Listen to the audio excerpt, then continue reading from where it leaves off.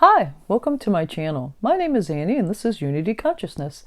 Today we're going to be discussing the energy that will be prominent this week, beginning today, the 10th of April, and moving through the weekend. We have a very, very big week this week, and it's just going to continue to build over the month. We've got a full moon in Libra. We've got this amazing conjunction between Jupiter and Neptune. Once in a lifetime, folks, and so it's a good week to be very mindful in our actions. So let's get started. So today, Mercury moved into Taurus. We spoke about this in the last video, so I don't want to go into great detail, but this is purposeful communications. It's very stable energy, very grounded energy, very different. Mercury in Aries is very different from Mercury in Taurus, so I'm thrilled for that planet Mercury to be moving into the sign of Taurus. And on a three-dimensional level, though, it can be some stubbornness, unwillingness to just kind of dig in your heels in relative to actions and communications. So be mindful of that. We do have Mercury will go in a couple of weeks into shadow in the sign of Taurus, then move into Gemini and go retrograde. So closer to the end of the month, we'll have repeats of the energies at that time. But for now, we will be having purposeful conversations and communications that are very grounded. Then on Tuesday, the 12th, I'm very excited about this energy. Jupiter and Neptune are going to become conjunct in the sign of Pisces. And these are two slow-moving planets, so we've felt this energy and will continue to feel this energy, but it is just so wonderful. So Jupiter expands the energy of the planet that it is near or has some astrological configuration with. And these planets are conjunct. So Neptune, we've discussed this before, is very spiritual, very compassionate, the five-dimensional version of Neptune. And so you may begin to feel very, very optimistic. This is very optimistic energy, and it's filled with compassion. It's very heart-centered, which is why I've got my hearts on my sweater today, because I do believe that the answer to any challenges you may have this week are compassion. We can really draw on that Jupiter-Neptune configuration to help us apply compassion to situations and then transform for the purpose of our greater good. But this configuration happens once every 166 years. So this is a once in a lifetime opportunity. And like I said, it's very optimistic. Now, if you resonate in the 3D world, which most of the viewers and folks I know do not, it's not good, it's not bad. My recommendation would be five-dimensional. However, if you are resonating in the three-dimensional world, or you are a person that aligns with five-dimensional energy, and someone comes at you with three-dimensional qualities relative to this conjunction, you can apply compassion. Typically, Jupiter is going to expand Neptune, so the three-dimensional resonating or meanings of Neptune would be escapism, illusionary tactics, deceit, that sort of thing. So if you're at the receiving end of this, just apply compassion, stay in that five-dimensional energy of Neptune. But there are two very solid paths that are emerging now. Those that have chosen to remain in the five-dimensional plane will be feeling this configuration very, very different than those that are in the three-dimensional plane. So apply understanding. Again, if you are in a situation where understanding is necessary or compassion, just step up and do that, because like I said, this energy is going to carry us through the eclipse season as well. It's going to be prominent for a little while. So this compassionate energy we can tap into whenever we need. Then on the 14th, Mars is going to enter Pisces, and that means that we're going to be motivated by compassion. I like this. This goes hand in hand with the conjunction just 2 days before. We are going to be able to have faith and let that faith or our intuition guide us. It is going to energize any spiritual pursuits that you have. If you are into metaphysics or simply any type of intuitional or compassionate type settings, this is very good. Mars in this area is going to give you all the energy needed for those spiritual pursuits. Now, again, the 3D understanding of this would be, being motivated for confrontation or escapism, and very vague or indirect actions. You want to escape, you want to sidestep, you don't want to confront, so you are literally sidestepping it. I'm getting so hot. That happens when I channel, so if I turn red while I'm doing a video, it just means channeling has started. So on the 16th of April, we've got a big full moon in Libra. And there is a ton of emotional intensity that goes along with it. I'll go through the aspects first, briefly describe what those aspects mean, and then kind of wrap it up as a whole. So first and foremost, we have a T-square between Pluto, which is at 28 degrees of Capricorn. We have the Sun and the Moon. So the Sun is at 26 degrees of Aries. The Moon is at 26 degrees of Libra.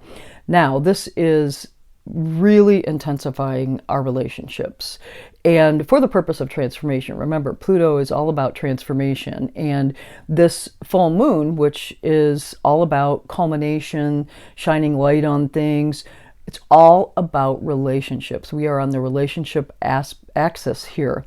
So this could be situations that are asking you to do something. Again, a T-square. Squares are not bad. Squares are just asking us to take action on something. So we are being asked to take action on something relative to relationships that we have, even that with ourselves or others, so that we can attain a higher level of understanding or greater good. As well, we have a yod in this full moon configuration. It is not exact, but it's within 4 degrees of orb. So we have the conjunction of Neptune and Jupiter, and that is going to be sextile the north node.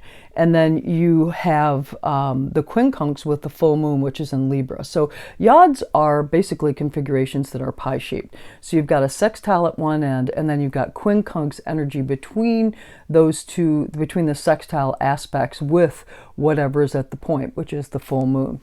So what does this mean? It is very complicated energy, and quincunx asks us to kind of pivot and find balance. And I think that your relationships at this time are they're going to be very complicated. And just know that keep a balance here, because Libra is all about balance, and that yod is pointing towards Libra. So we want to draw in that Libra energy in order to allow us to navigate this very complicated energy. Then as well, we've got another T-square. This is a long-standing T-square that has been in place for quite some time and will be through the rest of this year. I think it starts moving away from perfection in October or so. But that is the long-standing T-square between Pluto, which is in Capricorn at 28 degrees, Eris, which is in Aries, and the planet Haumea, which is in Libra. I have to tell you, I do like this long-standing T-square. So Pluto in Capricorn is all about top-down authority, transformation of those systems, governments, banking, financial systems, any systems that have top-down authority. Now, Eris in Aries is the street fighter. That's the people that stand up for something. And again, it's a T-square, so we're being asked to do something. Now, Haumea, which is the Hawaiian goddess of fertility, which creates new earth. She can birth earth from any extremity, in any circumstance. So what I love about this configuration is, as the old paradigm begins to fall apart, that three-dimensional energy, we've got Haumea working in our favor, creating new earth that is more aligned with the five-dimensional principles. And Eris has been the action necessary, that freedom fighter action that was necessary to bring focus into something that needed to change for the purpose of a higher earth, a greater earth, one of commonalities and compassion and sharing and groups, instead of higher, lower dynamics in relationships. Then we have Saturn in Aquarius is square the North Node. So what this tells me is that we are being asked to let go of things that no longer serve a purpose in our life.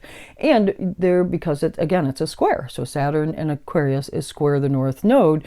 There could be some restrictions placed on you or a circumstance that you just need to let go of so that you can achieve a higher level of understanding in your own personal life. Then, but wait, there's more. The Sun in Aries is going to square Pluto and Capricorn. And this is all about power struggles. I really see this full moon as power struggles. It's all about power.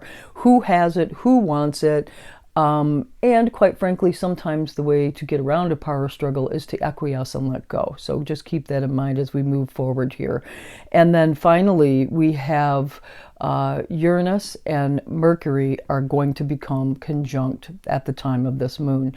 This is sudden insights. This is intuitional insights that come from nowhere. Very practical because it is in Taurus. It's very practical. It's very grounded. And you can draw on this intuitive energy for any of the other circumstances, those squares that are in place to help us kind of navigate that. Oh, and there's one other, the North Node is also going to be trine Pluto, and that's been going on for a while. But that, the North Node and Pluto, when they have a trine, again, it's very easy energy, but it's for the purpose of transformation. So as long as you are moving forward in the direction of your North Node, and look at your birth chart if you need to understand what your North Node is specific to you yourself, as long as you are pushing forward and you are putting forward your best foot to reach your North Node, Pluto is working in your favor. It is just transforming whatever it needs to so that you can keep moving forward. So that's really what's going on this week. Let me dive a little bit deeper into that and unpack a little bit more about the full moon and some of these other energies and what you can do for yourself to kind of navigate this very, very, very intense week that we've got coming up. And the signs that will be most affected, although I do believe everybody's feeling this intensity because it is eclipse season, are going to be the cardinal signs, the higher degrees of cardinal signs, anything from 23 degrees on up to 30 degrees of, those cardinal signs, which are Aries, Cancer, Libra, and Capricorn. Also, it's going to be the very, very early degrees of your fixed signs. So the fixed signs are Taurus, Leo, Scorpio, and Aquarius. So again, the themes associated with this full moon and also the energy, it's abuses of power, and they can be relationship power. Is your relationship balanced? That's going to come into question this week. So any abuse of power relative to top-down authority, or one person exerts more power over somebody else to make things happen, you're going to be dealing with that this week. There are definitely relationship epiphanies that are going to be coming in. With Uranus and Mercury being conjunct at the time of this new moon, you're going to have sudden insight that you just absolutely cannot ignore. Remember that the moon is in Libra, so balance and equality are key. If you find yourself getting off track or feeling way out of sorts, balance is key. And always get out into nature. I'm a firm believer in nature can equalize any circumstance, or if you have a pet, hang out with your pet, because that will help to balance things out again. Remember to be authentic and take back your power. Let's not harm other people in that process, although sometimes it's important to have a conversation now that we've got Mercury in Taurus. It's going to be a very grounded conversation that's purposeful instead of short and to the point and could potentially hurt while it was in Aries. Now we can have those conversations that are purposeful and grounded for the purpose of transformation. And embody the light. Let's channel Haumea. Let's create the best new earth possible. And we've got Haumea that is so close to this full moon. I love that energy because that tells me, regardless of the circumstance that I face this week as a Libra at 29 degrees, I have to tell you, I am going to be energized in the fact that whatever occurs for me this week, being so close to the exactitude of this full moon, it is for the greater good of the planet. It is birthing new potential that is at such a high dimension. I'm excited for it. It might not be easy to let go, but I'm going to allow myself to let go.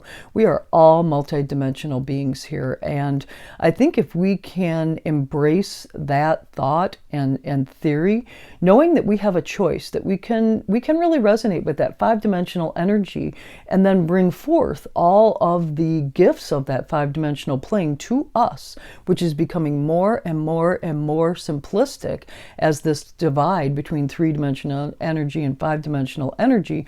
We can manifest a brand new us immediately. Very, very, very exciting to me. And always remember that love and compassion are the highest frequencies. So even if you are facing some challenges, apply love and compassion. Like I said with the oxygen mask, apply it to yourself first, then to the circumstance at hand. Be very aware of your thoughts. We can say things all day long, but your thoughts are really what drives it. Stay in that five-dimensional thought process as best you can.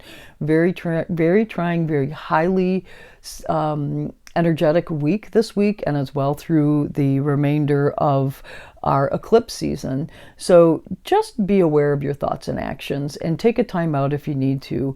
Be balanced. This full moon's in Libra, so balance is key for us. We will be able to see things much more clearly, shine that light on it of the full moon when we remain balanced. Be authentic, be yourself, step into your true north node mode, and just be you. You can't go wrong when you are being you. Release any challenges. Pluto is going to bring to the forefront this week anything that you need to let go of, so that the blessings of this Neptune-Jupiter conjunction, and it is all about blessings, you want those blessings to come in, let go of the things that don't serve you, and Pluto is helping us with that this week. And that Neptune-Jupiter conjunction, like I said, it takes those planets move slow, so that's going to be around for a little while longer. Be mindful of your thoughts, let go of things that don't serve you, and embrace the compassion and the love that this universe has for you as a five-dimensional being. And you never know what kind of dreams could manifest in the process. So that's what I have for you this week. Thank you so much for stopping by. My day is always better with you in it. If you have any questions or comments, please post them in the comment box below. If you like this video, please do like it. And if you feel that there's somebody that could be helped by this video, please do share it with them. As I mentioned before, these eclipses are taking place on an axis that also contains psychology. So let's be mindful of others. Let's keep tabs on those that we may need to keep tabs on, including yourself. And if there's anything that I can do to assist you, please do not hesitate to reach out. Have a great week. Namaste.